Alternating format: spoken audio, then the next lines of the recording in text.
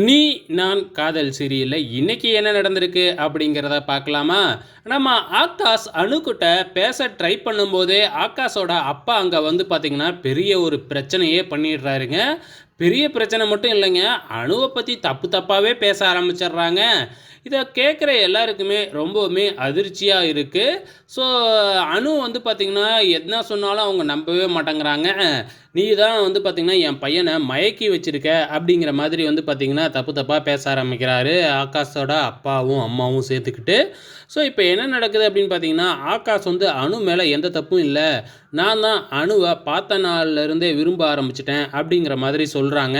ஆனா, இத எதையுமே வந்து பார்த்தீங்கன்னா, அவங்க கேட்கவே மாட்டேங்கிறாங்க. அவங்களோட நோக்கம் என்ன? அணுவ தப்பு தப்பா பேசணுங்கிறது தான். ஸோ நம்ம அபியும் சேர்ந்துக்கிட்டு வந்து பார்த்தீங்கன்னா, அணுவுக்கு சப்போர்ட் பண்ணி அவங்கள தான் ஆப்போசிட்டா பேசிக்கிட்டு இருக்காங்க. அணுவுக்கு சப்போர்ட் பண்ணி, நம்ம ஹீரோ எதுவுமே தெரியாம அப்படியே உறைஞ்சு போய் நிற்கிறாரு. அதுக்கப்புறம் அணுவோட அக்கா எல்லாருமே அங்கேருந்து கிளம்பிடுறாங்க. அதுக்கப்புறம் ஆகாஷ் வந்து அவங்க அப்பாவ பயங்கரமா திட்டுன்னு திட்டுறாரு.